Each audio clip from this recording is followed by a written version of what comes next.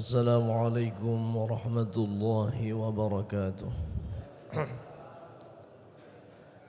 A'udzu billahi minasyaitonir rajim. Bismillahirrahmanirrahim. Alhamdulillahilladzi anzala 'ala 'abdihi al-kitaba wa lam yaj'al lahu 'iwaja. Allahumma shalli wa sallim 'ala sayyidina Muhammadin al-Mustafa wa 'ala alihi wa sahbihi ahli as-sidqi wal wafa. Amma ba'd. Bapak Ibu Saudara jamaah Masjidil Hidayah rahimakumullah. Alhamdulillah, alhamdulillah atas segala nikmat karunia yang Allah anugerahkan kepada kita, semoga dapat kita syukuri dengan sebaik-baiknya. Salawat salam tercurah limpahkan atas baginda Rasulullah Muhammad sallallahu alaihi wasallam serta keluarga, para sahabat dan pengikut setianya hingga akhir masa. Semoga kita semua termasuk di dalamnya. Bapak Ibu Saudara rahimakumullah, insyaallah kita akan kembali lanjutkan tadarrus simaan Al-Qur'an kita, masuk juz ke-16. Juz 16 dimulai dari surah Al-Kahfi ayat 75. Sekali lagi juz ke-16 kita mulai dari surah Al-Kahfi ayat ke-75. InsyaAllah sebagian ayat-ayatnya akan disyarahkan oleh guru kita Profesor Dr. Kiai Haji Maulana Hasanuddin MA. Mari kita awali majelis kita dengan bersama bacakan suratul Fatihah. Semoga dengan wasilah barakah Al-Fatihah Allah anugerahkan untuk kita, keluarga kita, saudara kita kekuatan iman Islam ke akhir hayat kita, dianugerahkan sehat afiah, diberkahi umur kita, rezeki kita, ilmu kita semuanya. Juga cita-cita yang baik semoga Allah kabulkan, sampaikan. Kita doakan pula, kita hadiahkan pada orang tua kita, guru kita, saudara kita yang telah wafat. Semoga dengan barakah wasilah Al-Quran menjadi penerang alam kuburnya, penambah nikmat kubur dan penghapus dosa-dosa. Selanjutnya kita doakan apabila ada di antara kita, keluarga kita, saudara kita yang sakit, semoga Allah sehatkan, kembali disembuhkan. Aladiniya Ali awladi waswaji wa dhurriyyati sahabati wa tabi'in wa liyashhadu abayna ummatin wa jadatina jaddatina sadana qul alaina Al-Fatihah. أعوذ بالله من الشيطان الرجيم بسم الله الرحمن الرحيم الحمد لله رب العالمين الرحمن الرحيم مالك يوم الدين إياك نعبد وإياك نستعين اهدنا الصراط المستقيم صراط الذين أنعمت عليهم غير المغضوب عليهم ولا الضالين آمين رب اغفر لنا ولوالدينا وللمسلمين وللمؤمنين آمين يا رب العالمين. أعوذ بالله من الشيطان الرجيم قال ألم أقل لك إنك لن تستطيع معي صبرا قال إن سألتك عن شيء بعدها فلا تصاحبني قد بلغت من لدني عذرا فانطلقا حتى إذا أتيا أهل قرية استطعما أهلها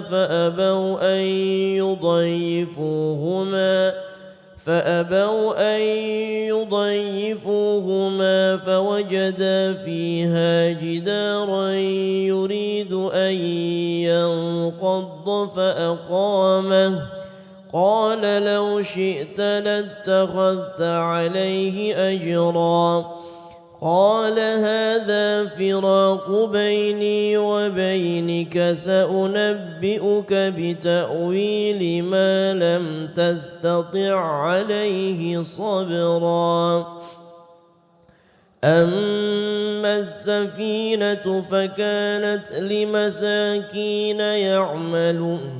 أما السفينة فكانت لمساكين يعملون في البحر فأردت أن أعيبها وكان وراءهم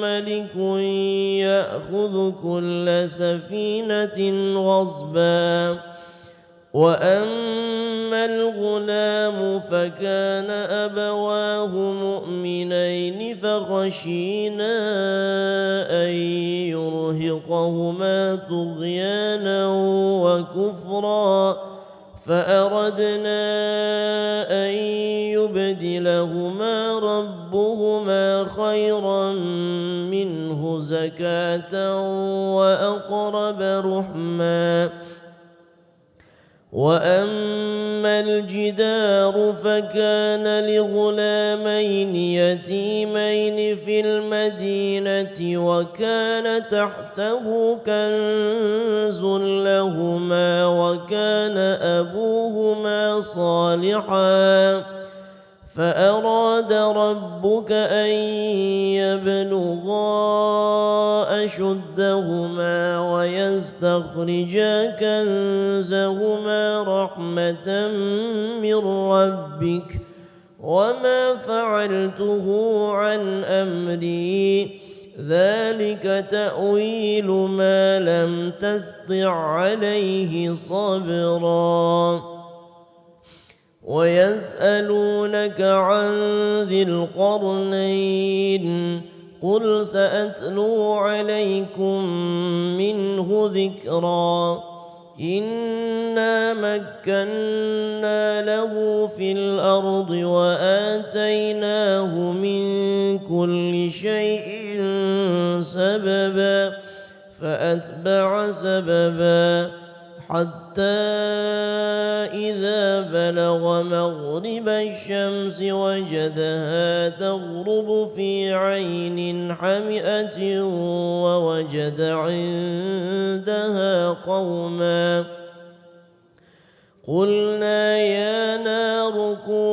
قلنا يا ذا القرنين إما أن تعذب وإما أن تتخذ فيهم حسنا قال أما من ظلم فسوف نعذبه ثم يرد إلى ربه فيعذبه عذابا نكرا وأما من آمن وعمل صالحا فله جزاء الحسنى وسنقول له من أمرنا يسرا ثم أتبع سببا حتى إذا بلغ مطلع الشمس وجدها تطلع على قوم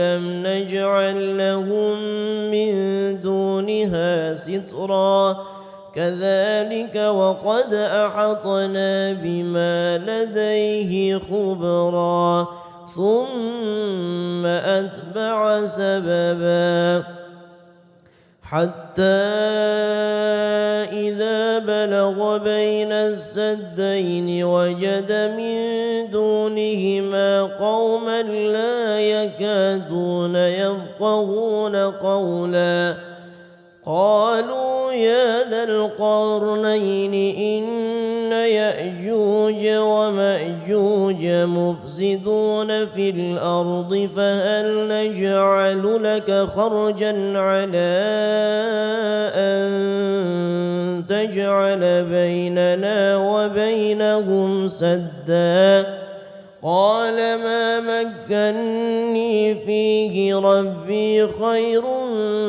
فأعينوني بقوة أجعل بينكم وبينهم ردما آتوني زبر الحديد حتى إذا ساوى بين الصدفين قال انفخوا حتى إذا جعله نارا قال آتوني أفرغ عليه قطرا فما استطاعوا أن يظهروه وما استطاعوا له نقبا قال هذا رحمة من ربي فإذا جاء وعد ربي جعله دكا وكان وعد ربي حقا وتركنا بعضهم يومئذ يموج في بعض ونفخ في الصور فجمعناهم جمعا وعرضنا جهنم يومئذ للكافرين عرضا الذين كانت أعينهم في غطاء عن ذكري وكانوا لا يستطيعون سمعا أفحسب الذين كفروا أن يتخذوا عبادي من دوني أولياء إنا أعتدنا جهنم للكافرين نزلا قل هل ننبئكم بالأخسرين أعمالا الذين ضل سعيهم في الحياة الدنيا وهم يحسبون أنهم يحسنون صنعا أولئك الذين كفروا بآيات ربهم ولقائه فحبطت أعمالهم فلا نقيم لهم يوم القيامة وزنا ذلك جزاؤهم جهنم بما كفروا واتخذوا آياتي ورسلي هزوا إن الذين آمنوا وعملوا الصالحات كانت لهم جنات الفردوس نزلا خالدين فيها لا يبغون عنها حولا قل لو كان البحر مدادا لكلمات ربي لنفد البحر قبل أن تنفد كلمات ربي ولو جئنا بمثله مددا قل إنما أنا بشر مثلكم يوحى إلي أنما إلهكم إله واحد فمن كان يرجو لقاء ربه فليعمل عملا صالحا ولا يشرك بعبادة ربه أحدا بسم الله الرحمن الرحيم كافها يا عين صاد ذكر رحمة ربك عبده زكريا إذ نادى ربه نداء خفيا قال رب إني وهن العظم مني واشتعل الرأس شيبا ولم أكن بدعائك رب شقيا وإني خفت الموالي من ورائي وكانت امرأتي عاقرا فهب لي من لدنك وليا يرثني ويرث من آل يعقوب واجعله رب رضيا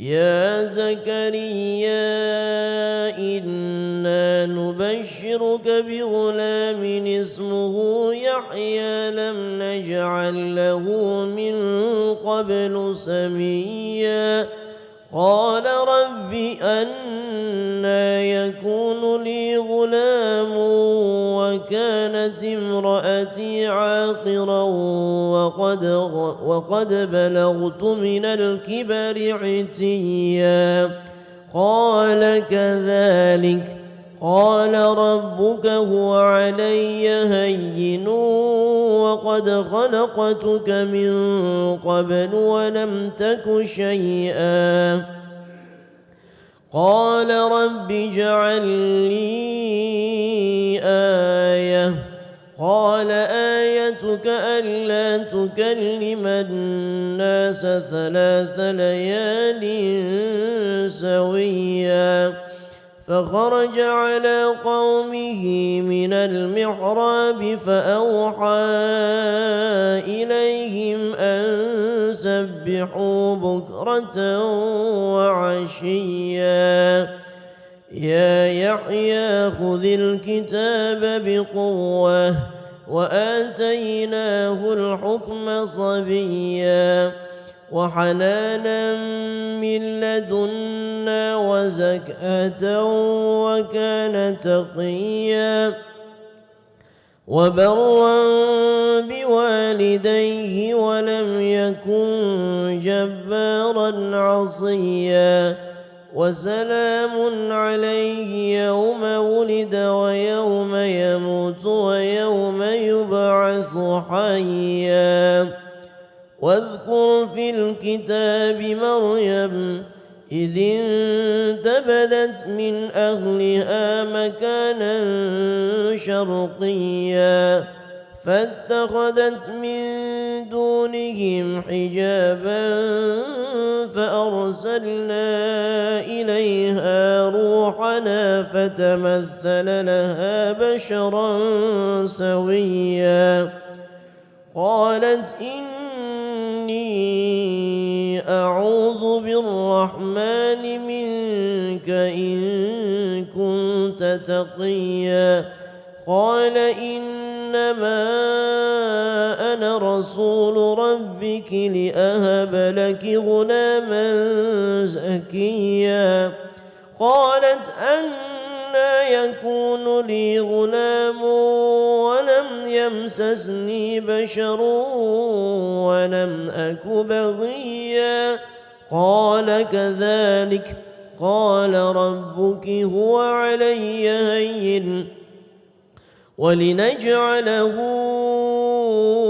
آية للناس ورحمة منا وكان أمرا مقضيا فحملته فانتبذت به مكانا قصيا فأجاءها المخاض إلى جذع النخلة قالت يا ليتني مت قبل هذا وكنت نسيا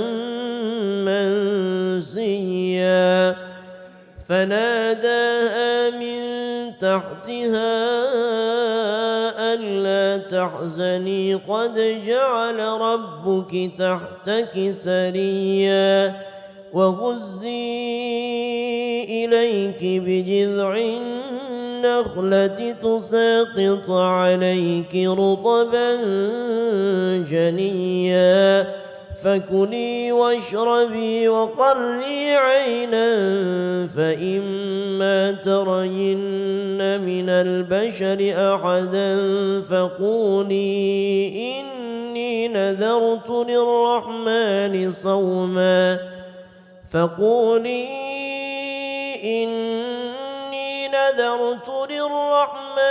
صوما فلن أكلم اليوم إنسيا فأتت به قومها تحمله قالوا يا مريم لقد جئت شيئا فريا يا أخت هارون ما كان أبوك امرأ سوء أمك بغيا فأشارت إليه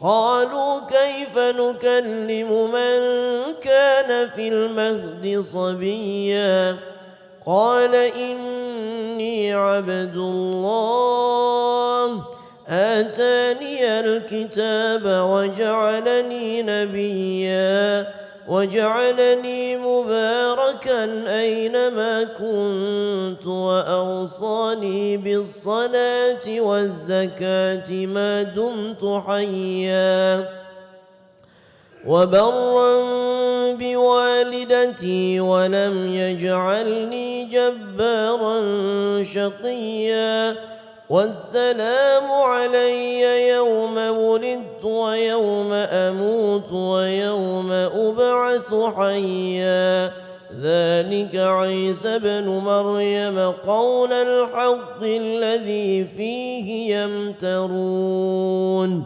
ما كان لله أن يتخذ من ولد سبحانه إذا قضى أمرا فإنما يقول له كن فيكون وإن الله ربي وربكم فاعبدوه هذا صراط مستقيم فاختلف الأحزاب من بينهم فويل للذين كفروا من مشهد يوم عظيم أسمع بهم وأبصر يوم يأتوننا لكن الظالمون اليوم في ضلال مبين وأنذرهم يوم الحسرة إذ قضي الأمر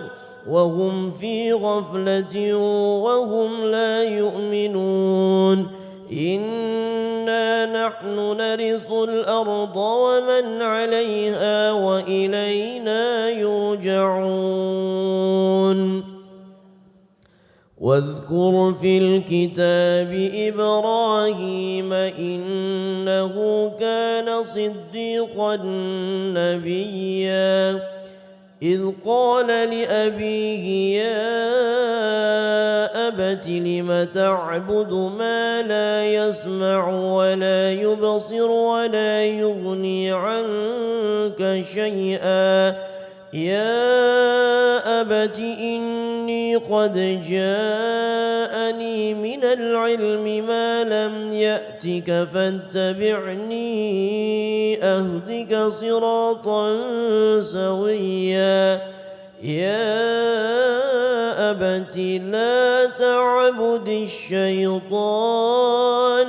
إن الشيطان كان للرحمن عصيا يا أبت إني أخاف أن يمسك عذاب من الرحمن فتكون للشيطان وليا قال أراغب أنت عن آلهتي يا إبراهيم لئن لم تنته لأرجمنك واهجرني مليا قال سلام عليك سأستغفر لك ربي إنه كان بي حفيا وأعتزلكم وما تدعون من دون الله وأدعو ربي عسى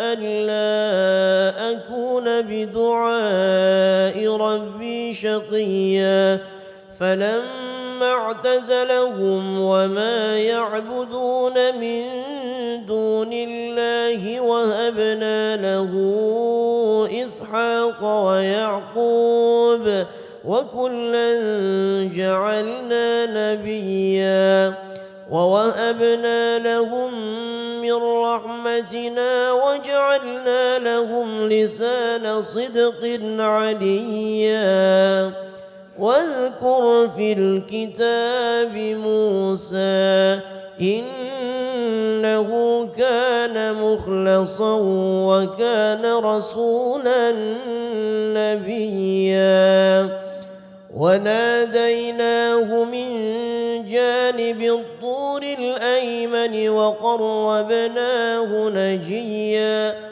ووهبنا له من رحمتنا أخاه هارون نبيا واذكر في الكتاب إسماعيل إنه كان صادق الوعد وكان رسولا نبيا وكان يأمر أهله بالصلاة والزكاة وكان عند ربه مرضيا واذكر في الكتاب إدريس إنه كان صديقا نبيا ورفعناه مكانا عليا أولئك الذين أنعم الله عليهم من النبيين من ذرية آدم وممن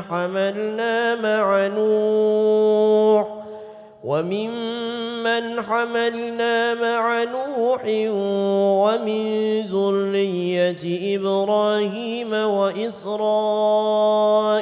وممن هدينا واجتبينا إذا تتلى عليهم آيات الرحمن خروا سجدا وبكيا الله أكبر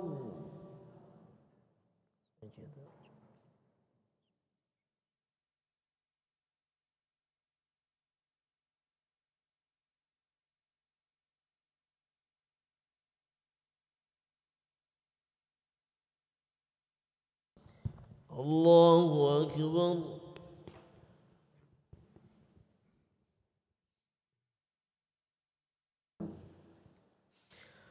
فخلف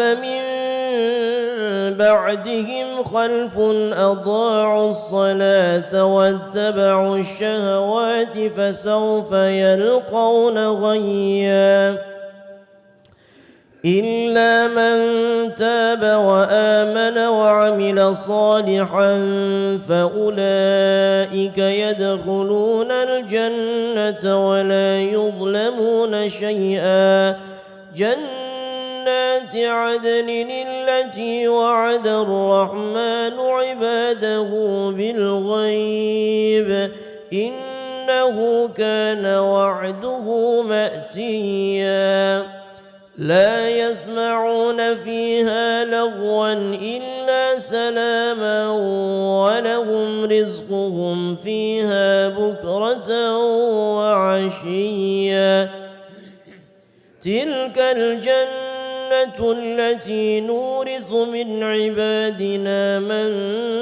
كان تقيا وما نتنزل إلا بأمر ربك له ما بين أيدينا وما خلفنا وما بين ذلك وما كان ربك نسيا رب السماوات والأرض وما بينهما فاعبده واصطبر لعبادته هل تعلم له سميا ويقول الإنسان أإذا ما مت لسوف أخرج حيا أولا يذكر الإنسان أنا خلقناه من قبل ولم يك شيئا فوربك لنحشرنهم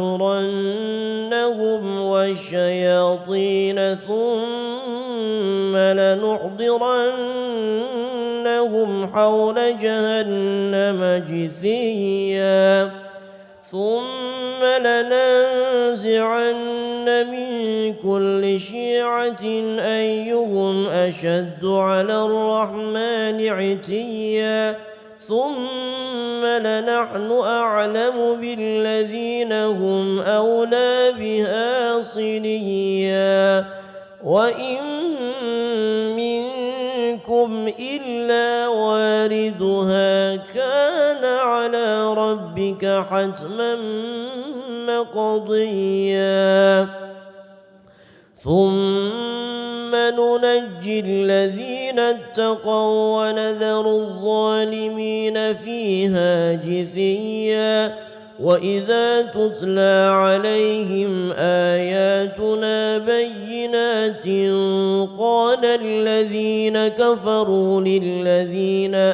آمنوا أي الفريقين خير مقاما وأحسن نديا وكم أهلكنا قبلهم من قرن هم أحسن أثاثا ورئيا قل من كان في الضلالة فليمدد له الرحمن مدا حتى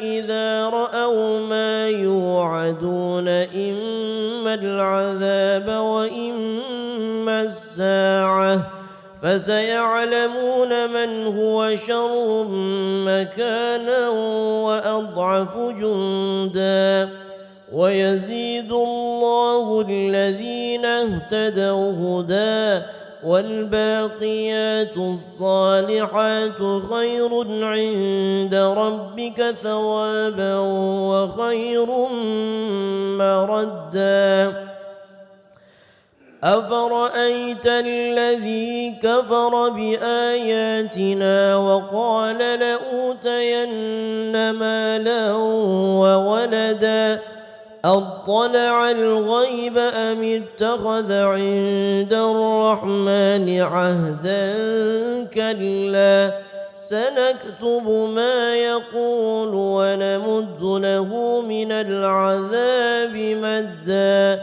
ونرثه ما يقول ويأتينا فردا واتخذوا من دون الله آلهة ليكونوا لهم عزا كلا سيكفرون بعبادتهم ويكونون عليهم ضدا ألم تر أنا أرسلنا الشياطين على الكافرين تؤزهم أزا فلا تعجل عليهم إنما نعد لهم عدا يوم نحشر المتقين إلى الرحمن وفدا ونسوق المجرمين إلى جهنم وردا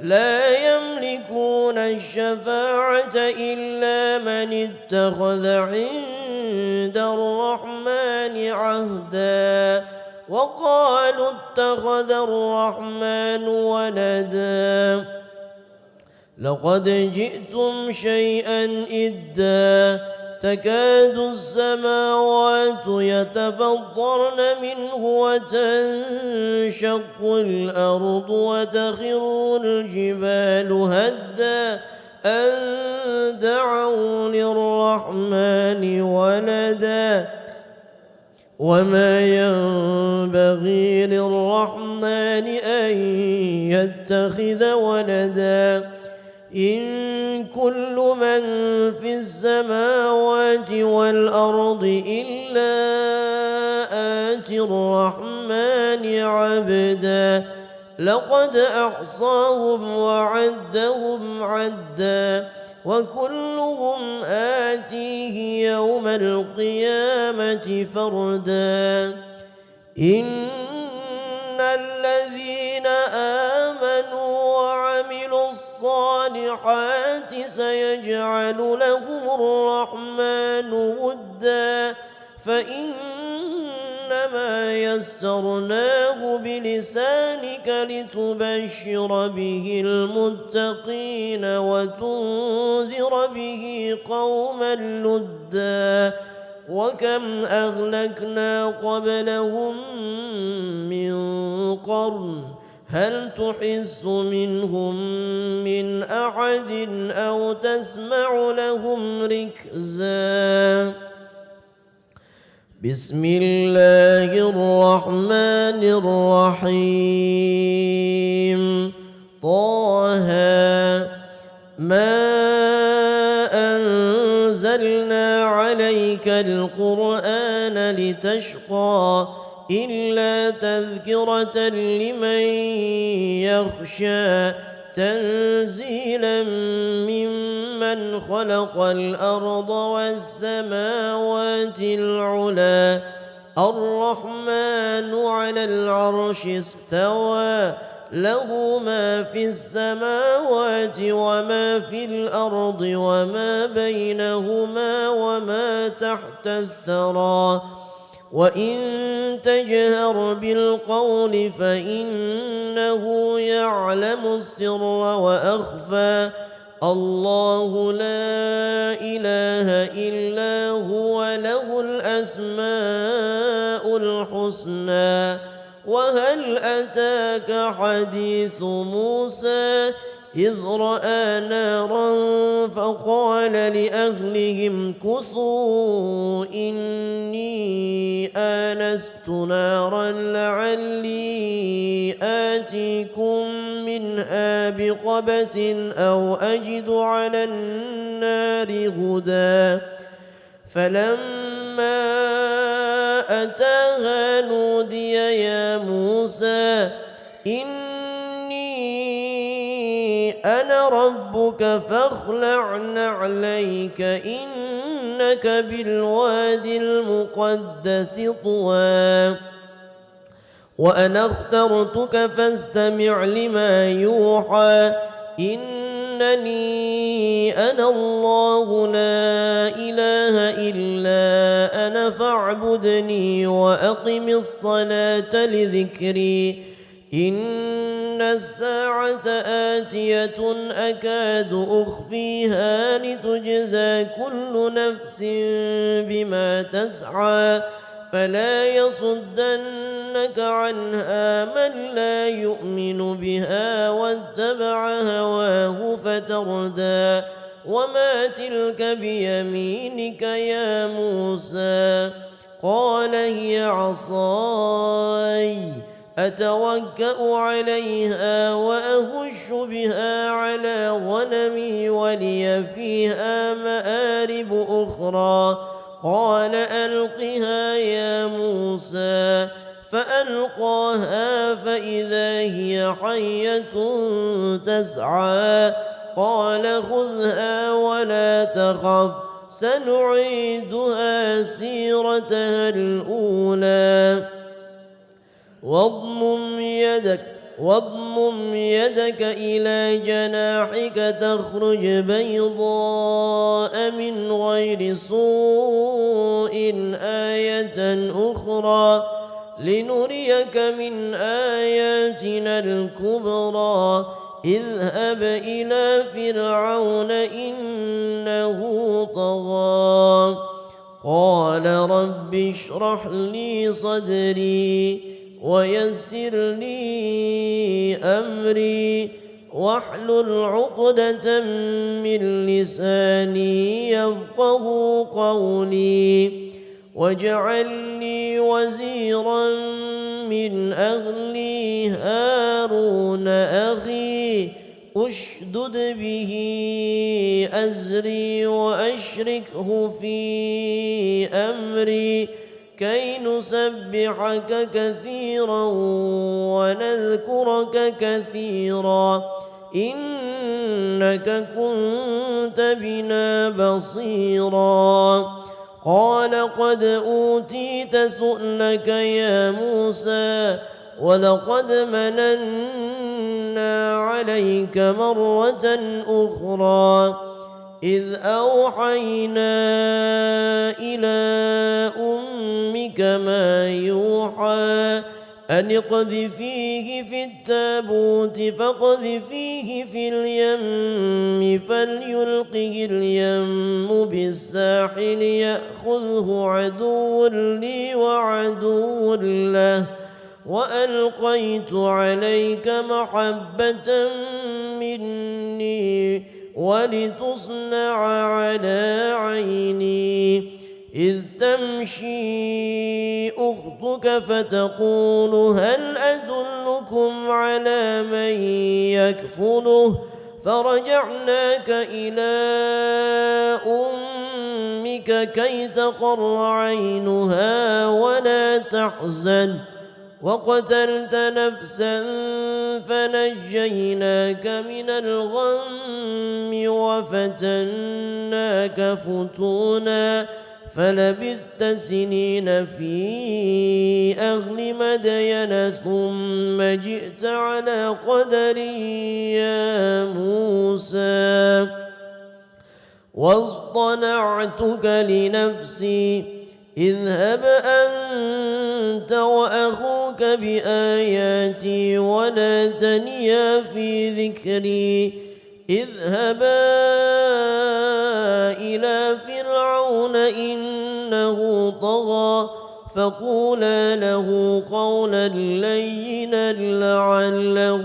يتذكر أو يخشى قالا ربنا إننا نخاف أن يفرط علينا أو أن يطغى قال لا تخافا إنني معكما أسمع وأرى فأتياه فقولا إنا رسولا ربك فأرسل معنا بني إسرائيل ولا تعذبهم قد جئناك بآية من ربك والسلام على من اتبع الهدى إنا قد أوحي إلينا أن العذاب على من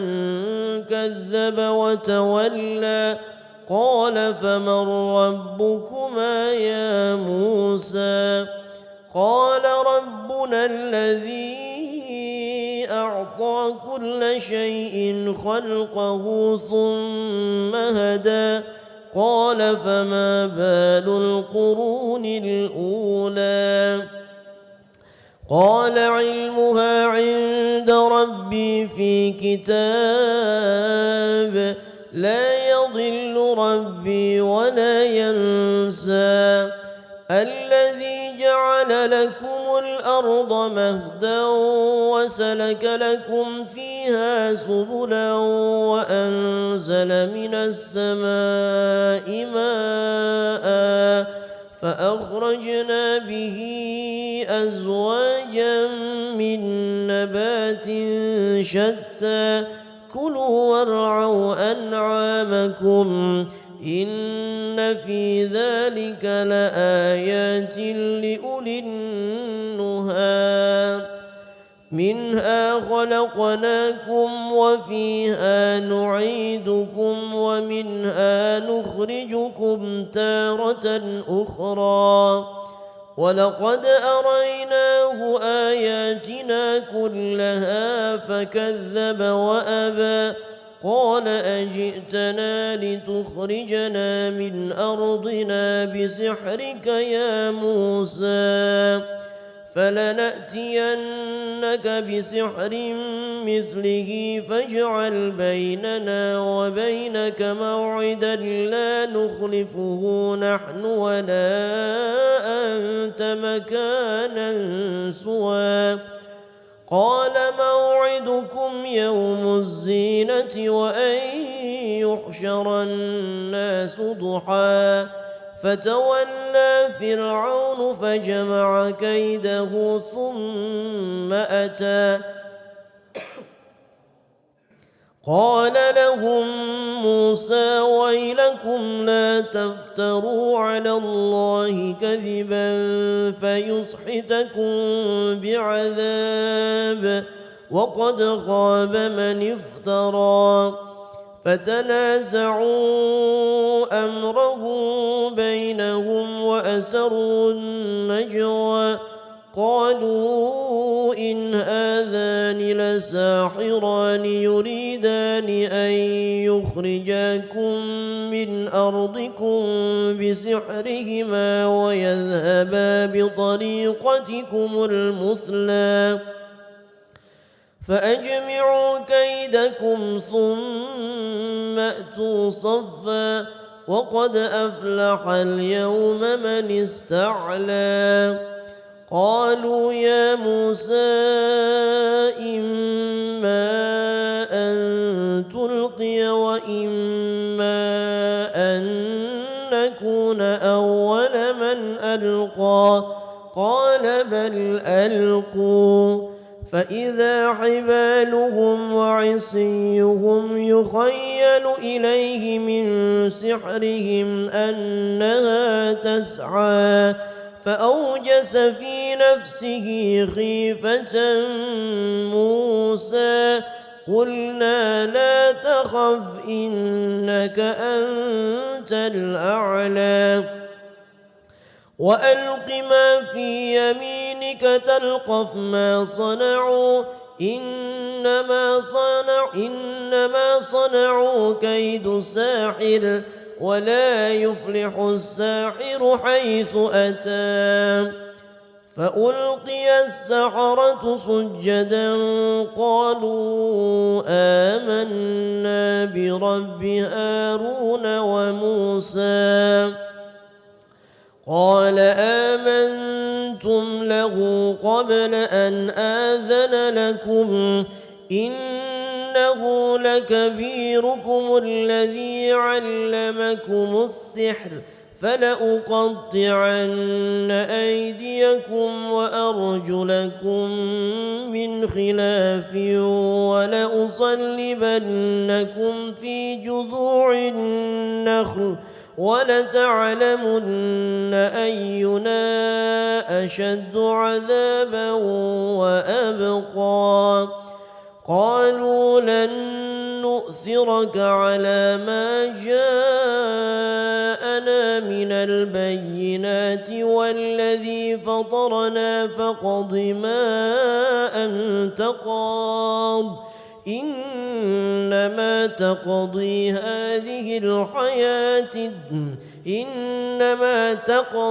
هذه الحياة الدنيا إنا آمنا بربنا ليغفر لنا خطايانا وما أكرهتنا عليه من السحر والله خير وأبقى إنه من يأت ربه مجرما فإن له جهنم لا يموت فيها ولا يحيا ومن يأته مؤمنا قد عمل الصالحات فأولئك لهم الدرجات العلى جنات عدن تجري من تحتها الأنهار خالدين فيها وذلك جزاء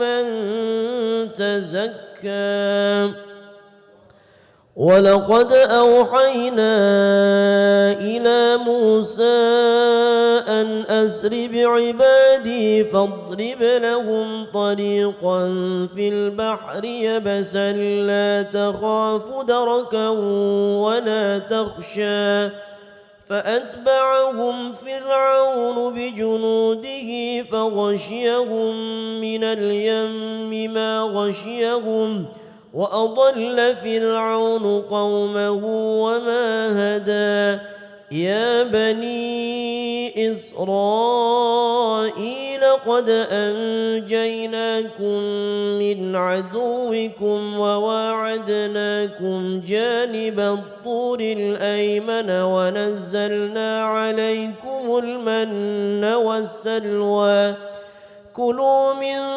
طيبات ما رزقناكم ولا تطغوا فيه فيحل عليكم غضبي ومن يحلل عليه غضبي فقد هوى وإني لغفار لمن تاب وآمن وعمل صالحا ثم اهتدى وما أعجلك عن قومك يا موسى قال هم أولئك على أثري وعجلت إليك رب لترضى قال فإنا قد فتنا قومك من بعدك وأضلهم السامري فرجع موسى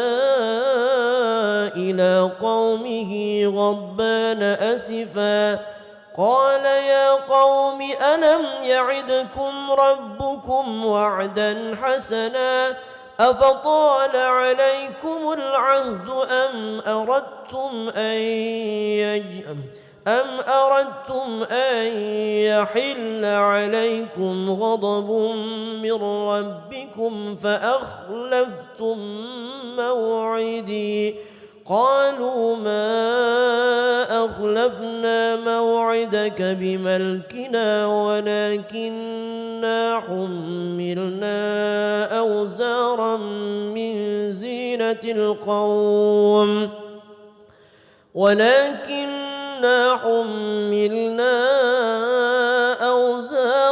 من زينة القوم فقذفناها فكذلك ألقى السامري فأخرج لهم عجلا جسدا له خوار فقالوا هذا إلهكم وإله موسى فنسي أفلا يرون ألا يرجع إليهم قولا ولا يملك لهم ضرا ولا نفعا ولقد قال لهم هارون من قبل يا قوم إنما فتنتم به وإن ربكم الرحمن فاتبعوني وأطيعوا أمري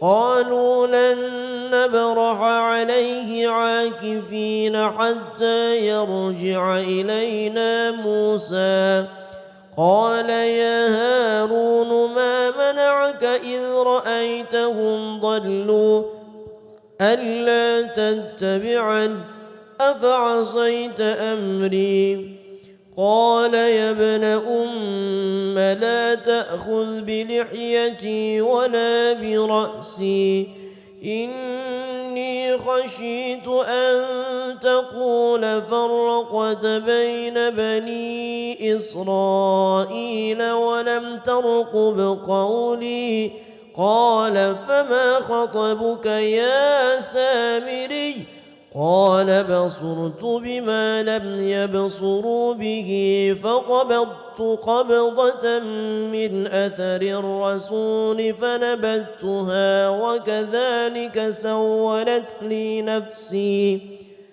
قال فاذهب فإن لك في الحياة أن تقول لا مساس وإن لك موعدا لن تخلفه وانظر إلى إلهك الذي ظلت عليه عاكفا لنحرقنه ثم لننسفنه في اليم نسفا إنما إلهكم الله الذي لا إله إلا هو وسع كل شيء علما كذلك نقص عليك من أنباء ما قد سبق وقد آتيناك من لدنا ذكرا من أعرض عنه فإنه يحمل يوم القيامة وزرا خالدين فيه وساء لهم يوم القيامة حملا يوم ينفخ في الصور ونحشر المجرمين يومئذ زرقا يتخافتون بينهم إن لبثتم إلا عشرا نحن أعلم بما يقولون إذ يقول أمثلهم طريقة إن لبثتم إلا يوما ويسألونك عن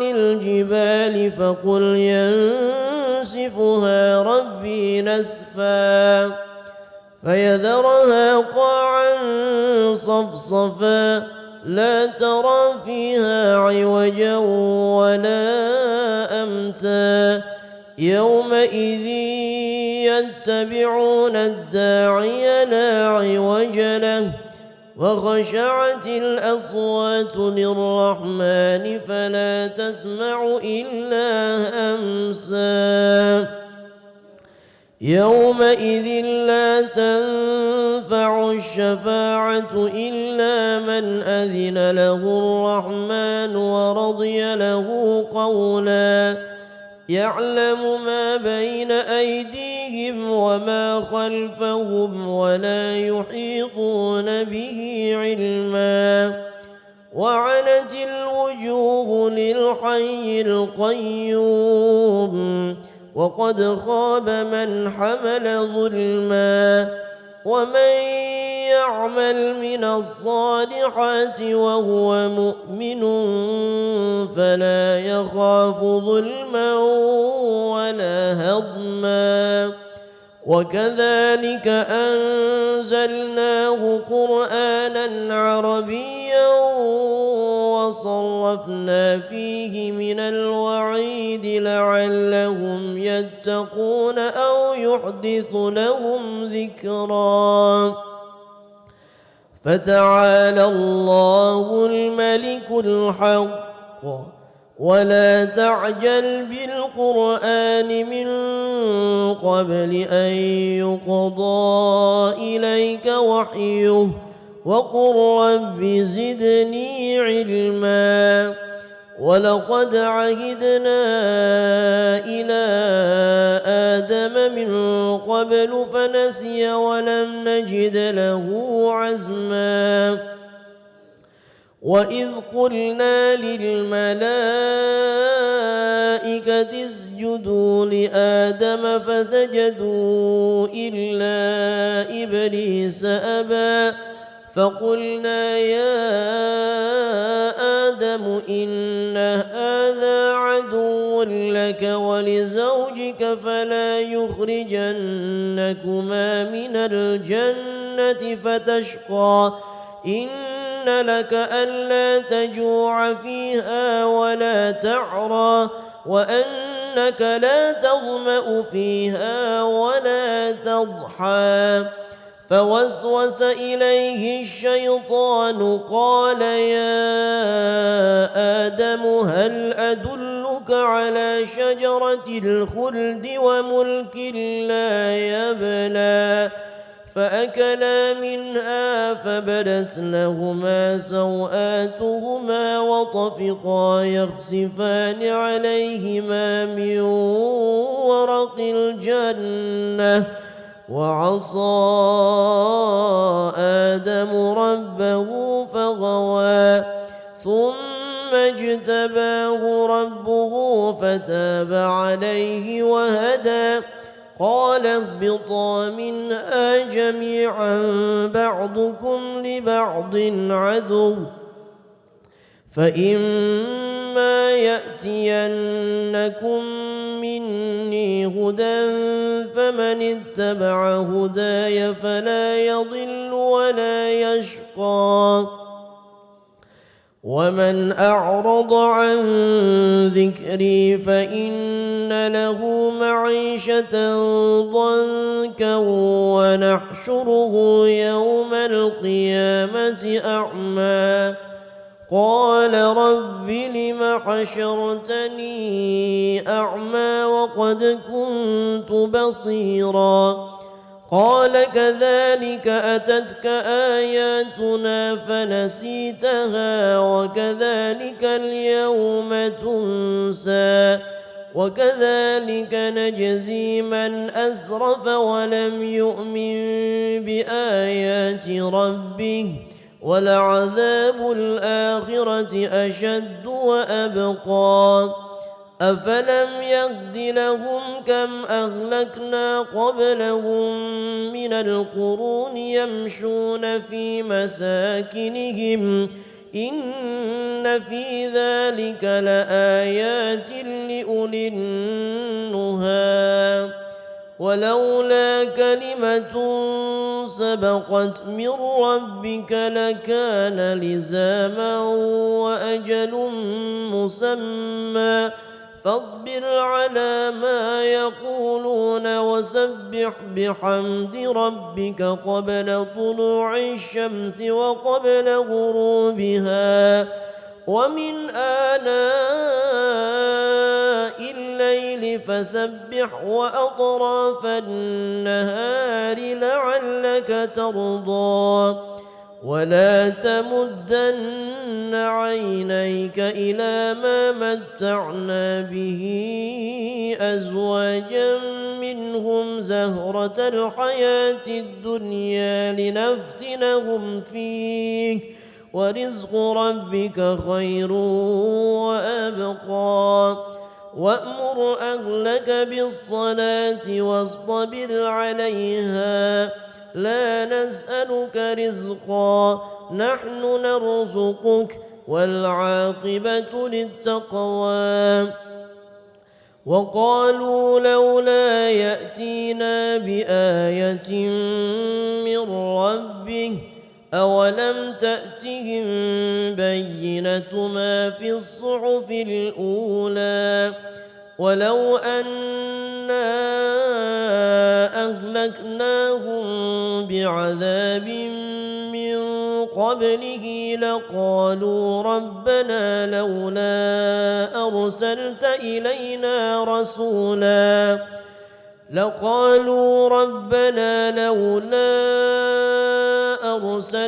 إلينا رسولا فنتبع آياتك من قبل أن نذل ونخزى قل كل متربص فتربصوا فستعلمون من أصحاب الصراط السوي ومن اهتدى صدق الله العظيم.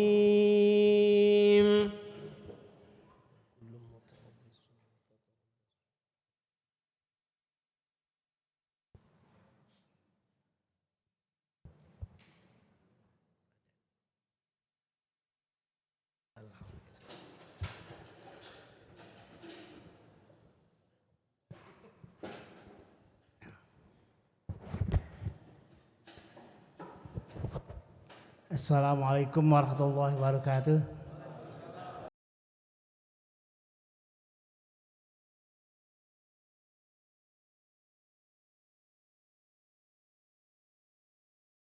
Bismillahirrahmanirrahim. Alhamdulillahirabbil alamin wa bihi nasta'in ala umuri dunya waddin. Wassalatu wassalamu ala asyrofil mursalin wa ala alihi wa ashabihi ajmain, amma ba'du.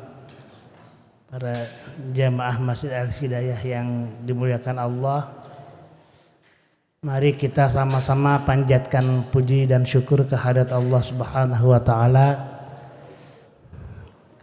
karena alhamdulillah kita sampai saat ini selalu mendapatkan bimbingan, ridho dan anugerah dari Allah. Terutama di pagi hari ini kita bisa sholat berjamaah, bisa membaca dan menyimak Al-Quran bersama-sama. Mudah-mudahan semua ini menjadi pahala bagi kita dan menjadi penyebab Allah meridai kita. Salawat dan salam mari kita mohonkan semoga Allah senantiasa limpahkan untuk junjungan kita Nabi besar Muhammad sallallahu alaihi wasallam, keluarga, sahabat serta zuriyah dan umatnya, terutama kita semua. Hadirin yang dimuliakan Allah, cukup banyak, bukan cukup banyak, sangat banyak pelajaran yang bisa diambil dari juz ke-16 ini. Dari 3 surat ya, surat Al-Isra, surat Maryam, dan terakhir surat Toha itu. Al-Kahfi ya, dari Al-Kahfi. Dari surat Al-Kahfi, Maryam dan Toha itu.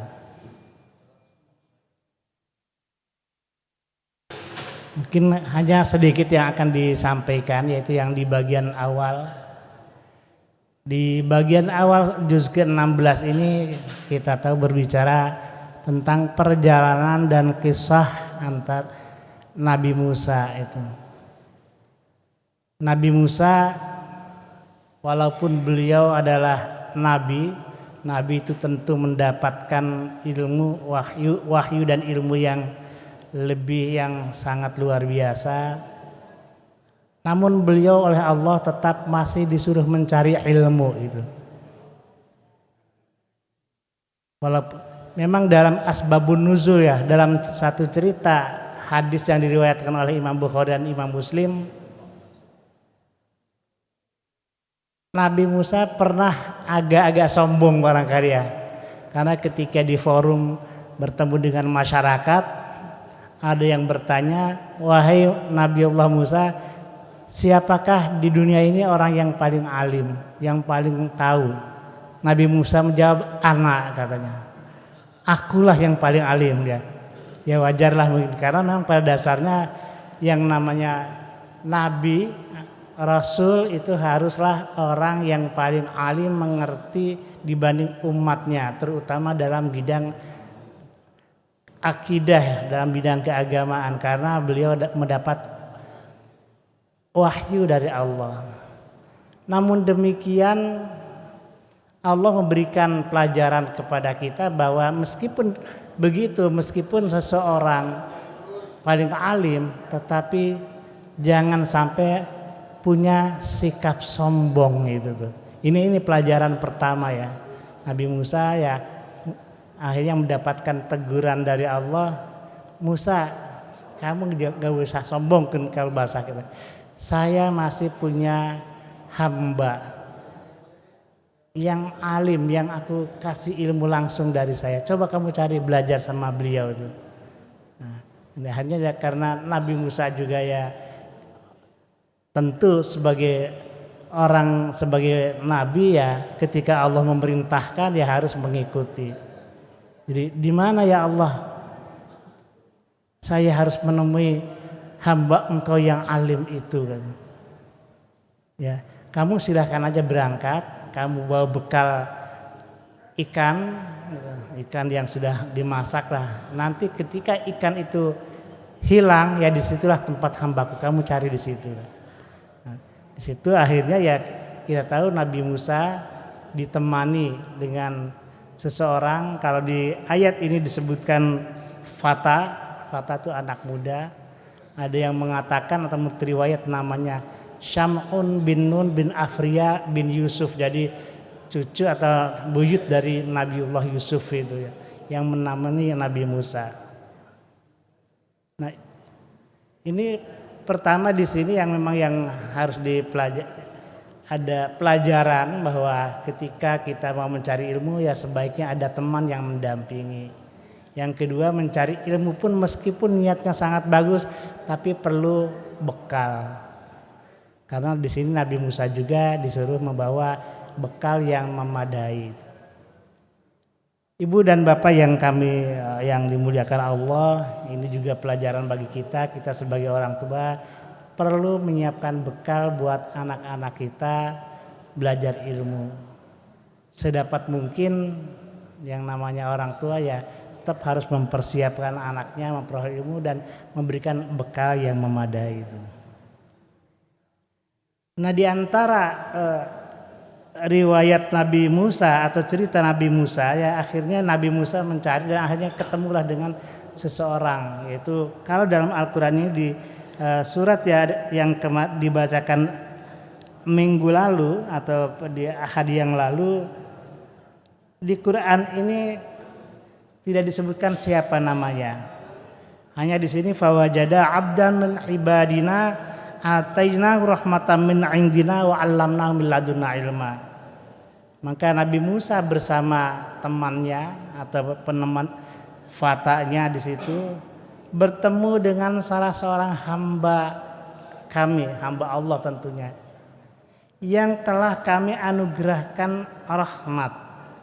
Rahmat di sini ada yang mengatakan kenabian itu. Wa 'allamnahu min ladunna ilma, dan kami telah berikan ilmu langsung dari kami. Ayat ini pun menunjukkan bahwa sangat banyak hamba Allah yang diberi ilmu langsung oleh Allah. Jadi ada hamba-hamba Allah yang mendapatkan ilmu tanpa belajar. Karena di dalam ajaran Islam bahwa ilmu yang dimiliki oleh manusia itu ada dua macam. Ada yang disebut ilmu kasbi, ilmu yang memang kita peroleh, belajar dari guru kita secara langsung, belajar dari buku. Tetapi juga ada ilmu yang langsung diberikan oleh Allah. Tetapi ya mungkin yang kedua ini kita tidak perlu banyak berharap, berdoa boleh, tetapi tentu kalau ilmu yang langsung diberikan oleh Allah Ta'ala itu biasanya tidak diberikan ke sembarangan orang, tetapi orang-orang tertentu yang memang punya mencari kebenaran dan punya niat hati yang bersih. Namun demikian ilmu yang kedua pun harus ada ukuran untuk mengujinya. Jangan-jangan kalau kita mencari ilmu yang model kedua ini yang sering disebut ilmu laduni ya. Kalau kita memperoleh ilmu yang langsung kita peroleh dari Allah itu. Kalau kita tidak punya ilmu yang lain, tidak punya ilmu guru, itu khawatir juga ada sesat ya itu. Karena sekarang banyak kalau kita lihat di cerita-cerita zaman sekarang, ada orang merasa dapat ilmu langsung dari Allah itu. Padahal kalau dilihat riwayat hidupnya orang itu belum tentu layak memperoleh seperti itu. Oleh karena itu kalau kita atau ada saudara kita atau ada orang mengaku mendapatkan ilmu langsung dari Allah, tentu harus ada yang menilai apakah ini benar dari Allah atau juga dari setan. Karena kadang-kadang kita tidak tahu ilmu yang diperoleh oleh seseorang itu dari Allah atau dari setan. Itu jadi harus ada ukurannya. Hadirin yang dimuliakan Allah, dalam cerita selanjutnya ini mungkin cerita perjalanan antara Nabi Musa dengan hamba Allah yang kemudian hamba Allah di situ dikenal dengan Nabi Khidir. Nabi Khidir itu namanya Balia bin Malkan itu. Nah disitulah Nabi Musa berinteraksi dengan sebutlah dengan Nabi Khidir. Nabi Musa mengatakan attabi'uka ala an tu'allimani ma'ullimta rusyda. Jadi kalau bahasa kitanya mungkin ini sopan santun dengan guru ketika mau belajar. Ini bahasa kitanya agak susah juga saya menyampaikan. Jadi mungkin kalau bahasa kita, wahai hamba Allah, berkenankanlah atau berkenankah andai kata saya mengikuti engkau, ikut dengan engkau agar engkau bisa memberikan ilmu kepada saya. Jadi bukan minta langsung, Pak ajarin saya dong, tidak begitu bahasanya, tapi menggunakan bahasa yang sangat santun itu.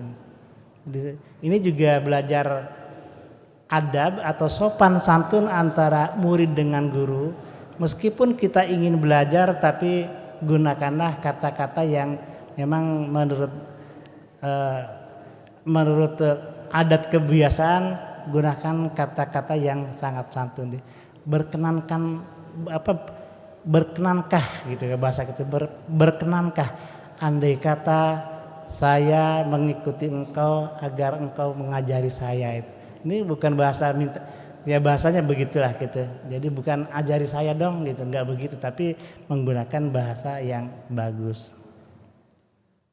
Dan di sini Nabi Musa Nabi Khidir juga memberikan, ketika merespon juga sekaligus, karena Nabi Khidir udah tahu bahwa Nabi Musa akan ketemu, diperintahkan oleh Allah.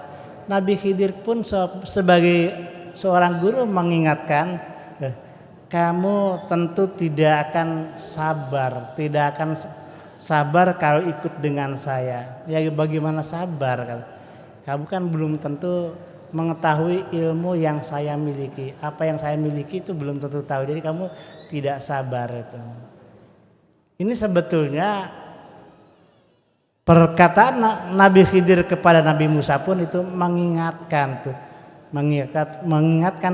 kepada Nabi Musa yang pernah agak sombong tadi, merasa paling hebat katanya.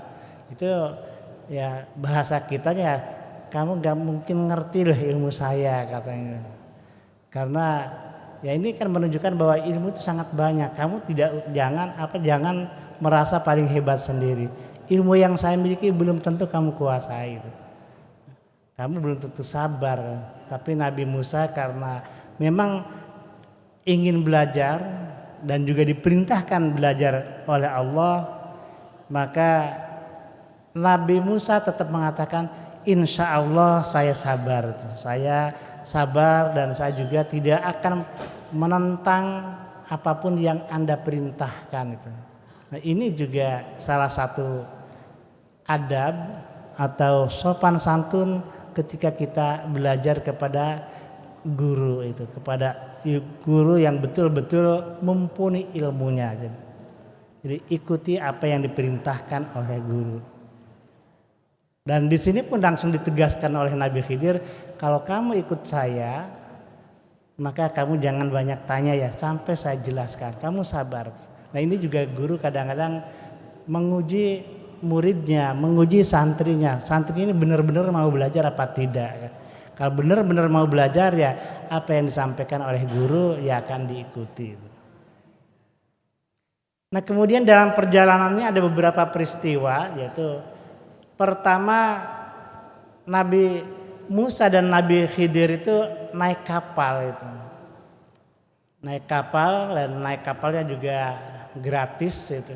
Tadinya mau naik kapal tapi dalam riwayat itu dikatakan safinah itu kapal atau perahu. Orang-orang tadinya sih harus mengatakan kalau Anda ikut kapal saya harus bayar karena ini kapal penyeberangan gitu. Tapi akhirnya ngomong-ngomong, oh si pemilik kapal tahu bahwa ini ada Khidir orang yang baik, mungkin Nabi Khidir dikenal di daerah situ. Nabi Musa berangkat bersama dengan Nabi Khidir naik kapal, tapi begitu naik kapal, Nabi Khidir tadi merusak kapalnya. Jadi salah satu papan kapal itu diambil oleh Nabi Khidir. Jadi pastikan air bisa masuk. Nah, melihat kelakuan yang seperti ini Nabi Musa gak sabar itu. Wahai guru saya, kenapa engkau bolongin kapal ini? Kan bisa saja nanti tenggelam, airnya masuk gitu. Nah ini kata Nabi Khidir, itu kan, lu kan udah tahu kan, kamu tidak sabar karena melihat saya katanya. Nah ini jadi Nabi Musa padahal janjinya udah sabar, nggak akan bertanya, nggak akan protes apa yang dilakukan oleh gurunya. Tapi ketika gurunya yaitu Nabi Khidir merusak kapal, Nabi Musa ya nggak sabar. Memang kalau kita secara syariah, secara ilmu biasa, merusak kapal itu kan satu, ya boleh dikatakan ya perbuatan yang bisa membahayakan orang. Tentu ini tidak diperkenankan secara syariah itu. Makanya Nabi Musa protes. Ya wajar kalau Nabi Musa protes karena secara syariah, secara akal apa yang dilakukan oleh Nabi Khidir itu ya bertentangan dengan logika, dengan keamanan. Tetapi kan dari awal sudah Nabi Khidir udah mengatakan kamu jangan protes gitu. Udah. Ya akhirnya ya Nabi Khidir ya, nah kamu kan ya udah ini gitu. Kamu udah protes kata yang satu ini. Dan nanti akan dijelaskan kata Nabi Khidir itu. Nah, di dalam penjelasan para ahli mufassir, kenapa Nabi Khidir merusak? Gitu. Nah, nanti di dalam ayat-ayat berikutnya Nabi Khidir akan menjelaskan kenapa saya merusak kapal ini. Gitu. Karena saya tahu di belakang sana atau kalau kapal ini berlanjut nanti di sana akan ketemu para penguasa zalim, penguasa penjahat katanya, dan akan merampas semua kapal-kapal yang bagus. Makanya saya bolongin. Kalau saya bolongin sampai ke sana paling masuk air sedikit, dan air sedikit masih bisa diatasi oleh para penumpang, tapi kan kapalnya rusak. Nah begitu datang ke daerah tertentu di mana di situ ada para penguasa yang penjahat, kapal ini akan selamat. Padahal kapal ini kalau dirampok, diambil, kasihan para pemiliknya, karena pemiliknya ini adalah orang-orang yang tidak punya itu. Nah ini apa yang dilakukan oleh Nabi Khidir ini kalau ditarik ke hukum Islam, ini berarti Nabi Khidir dihadapkan dengan dua dilema ya. Ada dua dilema. Dilema pertama ada kerusakan kapal, dilema kedua kapal itu kan bisa tenggelam tapi karena sedikit masih bisa diatasi, ada mudarat di sini. Tapi yang kedua, kapal ini bisa kalau tidak dibolongin, kapal akan dirampas oleh penguasa yang zalim. Nah, ini di sini dapat diambil kesimpulan, diambil pelajaran oleh para ahli hukum Islam bahwa apabila kita dihadapkan kepada dua hal yang membahayakan kita, maka harus ditimbang, harus diperhatikan mana bahaya yang paling besar. Kita harus tahu bahaya yang harus besar, yang paling besar harus kita hindarkan, dan kita mengambil resiko yang paling kecil gitu. Nah, ini pelajaran yang pertama itu. Dan ini tentu berlaku sampai sekarang. Di dalam ajaran hukum Islam pun ada istilah kaidah irtikabu akhafid darurain.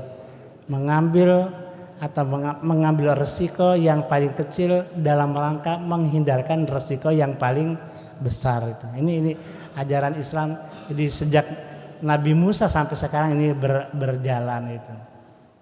Dan kalau dalam kehidupan sehari-hari tentu kita juga akan mengambil seperti itu, dan itu dibenarkan. Jadi kalau kita dihadapkan dengan dua resiko, kita ngambil resiko yang kecil dalam rangka menghindarkan resiko yang besar itu.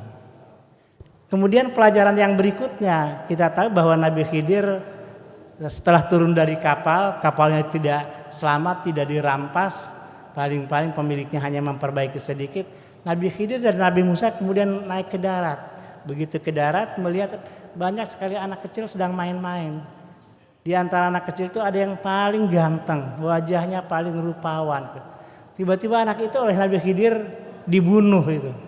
Nah, cara membunuhnya ada bermacam riwayat, ada yang mengatakan langsung dipenggal kepalanya dengan ada yang kepalanya dicabut oleh dipisahkan. Dan mungkin Nabi Khidir itu sangat kuat atau karena beliau punya mukjizat, punya kekuatan, yang penting dibunuh itu. Tentu Nabi Musa protes juga. Ini anak kecil belum punya dosa kok kamu bunuh. Nah, ini Nabi Khidir mengingatkan, kamu udah nggak sabar lagi kan itu. Pokoknya kalau kamu nggak sabar ya sudahlah, jangan ikut saya katanya. Tapi di sini Nabi Musa tetap minta maaf. Tapi dengan demikian Nabi Musa pun tahu diri. Pokoknya iyalah, saya salah lagi, saya protes lagi. Tapi kalau saya protes lagi untuk yang ketiga kalinya, mungkin saya tidak akan bisa saya mungkin malu untuk terus belajar. Nah, apa yang dilakukan oleh Nabi Khidir itu akan dijelaskan di ayat berikutnya, bahwa anak ini, kata Nabi Khidir, saya udah dapat pemberitahuan dari Allah, anak ini nanti akan membawa, anak ini akan ketika dewasa dia akan menjadi orang kafir. Dan kita tahu bahwa yang namanya orang tua itu secara ghorizah, secara tabiatnya pasti senang sama anak. Ya, ini udah kebiasaan kita kan, sama anak tuh sangat senang sekali. Kadang-kadang apapun yang diinginkan oleh anak kita penuhi. Nah, ini kalau anak ini dibiarkan hidup dan dia hidupnya nanti bukan menjadi orang muslim, bukan menjadi orang mukmin, bapaknya yang sekarang mukmin itu akan terseret oleh anaknya itu. Nah, ini karena kita tahu tadi Nabi Khidir dapat pengetahuan dari Allah bahwa anak ini kelak akan menjadi orang kafir itu. Makanya ini pun sama irtikab akhafud darurain itu. Jadi ini pun menjadi pelajaran kepada kita bahwa kita sebagai orang tua harus waspada, karena pada dasarnya orang tua akan selalu mengikuti apa yang diinginkan oleh anak. Meskipun keinginan anak itu tidak benar itu. Ini kadang-kadang seperti itu. Oleh karena itu ini pelajaran, kita harus berhati-hati. Keinginan anak harus kita timbang-timbang, harus kita perhatikan ini sesuai agama atau tidak. Ini merusak lingkungan atau tidak. Ini barangkali. Kemudian yang terakhir riwayat yang ketiga, cerita yang ketiga Nabi ini yang pas di ayat di surat di juz 16 ini, Nabi Musa dan Nabi Khidir melakukan perjalanan dan dua orang ini kelihatannya lapar. Karena lapar maka minta kepada penduduk itu, hatta idza ataya ahla qaryatin at'ama ahlaha fa'abau ayyudayyifuhuma. Nabi Khidir dan Nabi Musa karena kelaparan minta makanan kepada penduduk gitu. Ini pun ada pelajaran bagi kita bahwa kalau kita memang sedang memerlukan, boleh minta, apalagi kalau sudah kelaparan, apalagi kalau kelaparan banget lah gitu. Karena memang pada dasarnya meminta itu tidak baik. Tetapi ketika kita mengalami bahaya terhadap diri sendiri, kalau tidak makan bisa mati, boleh kita minta ini. Ini pelajaran yang pertama. Yang kedua, fa'abau ayyudayyifuhuma. Penduduk yang diminta makanan oleh Nabi Khidir dan Nabi Musa tidak mau memberikan makanan. Nah, ini perbuatan ini termasuk perbuatan yang tercela di sini. Perbuatan yang tercela, jadi artinya apa? Kalau kita ada yang meminta kepada kita, ada yang bertamu kepada kita, berilah makanan. Apalagi kalau tahu yang datang ini orang yang memerlukan, kita harus membantunya. Bahkan kalau ada orang bertamu tidak minta pun, kita dianjurkan oleh Nabi untuk memberikan penghormatan. Mangkana yu'minu billah fal yukrim dhaifah. Barang siapa yang beriman kepada Allah maka muliakanlah tamu. Salah satu bentuk memuliakan tamu ya bukan hanya kita menerima dengan sopan santun, tetapi juga ya ketika ada makanan kita suguhkan. Ini hukumnya sunnah. Tetapi kalau ada yang minta dan betul-betul dia kelaparan, memerlukan, ya kita wajib membantunya. Fawajada fiha jidaran yuridu ayyang qaddu faqamah qala law syi'ta latakhadta alaihi ajra. Ini di sini protes Nabi Musa ya. Tadi kita udah tahu bahwa para penduduk tidak mau memberikan jamuan kepada Nabi Musa dan Nabi Khidir. Tetapi ketika Nabi Khidir melihat ada rumah yang sudah hampir ambruk, Nabi Khidir langsung betulkan secara gratis itu. Nah, di sini Nabi Musa protes, wahai saudaraku, guruku, kenapa engkau mau memperbaiki rumah yang mau ambruk? Padahal penduduk di sini ya kita kelaparan, kita minta aja nggak ada yang ngasih katanya. Nah ini Nabi Musa protes, maka di sini kata malaikat Nabi Khidir, hadza firaqu wa baini wa baini. Inilah saatnya kita berpisah karena Anda Nabi Musa selalu protes terhadap apa yang saya lakukan. Tapi dari sini pun ada pelajaran bahwa walaupun ada orang, masyarakat, individu tidak menghormati kita, tapi kalau mereka perlu bantuan kita tetap harus membantu. Jangan sampai kita tidak membantu orang karena orang itu tidak senang sama kita.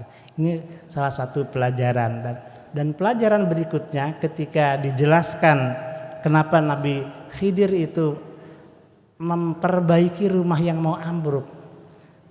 Kata di ayat 82 disebutkan rumah yang mau ambruk itu milik 2 orang anak yatim. Di dalamnya itu ada kekayaan yang luar biasa, peninggalan kakeknya. Ada yang mengatakan di situ ada harta kekayaan anak yatim, peninggalan kakeknya, bukan kakek langsung tapi kakek yang ke-7 katanya itu. Nah, Allah berharap itu dan orang tuanya, kakek-kakek orang tua sampai kakeknya itu orang soleh semua itu. Dan Allah menghendaki agar kedua anak yatim ini ketika tumbuh dewasa memiliki harta kekayaan yang memadai untuk melakukan atau untuk hidupnya dan untuk dakwahnya. Nah, ini pun ada pelajaran dari sini bahwa kesolehan, kebaikan orang tua itu akan juga bermanfaat bagi anak-anaknya.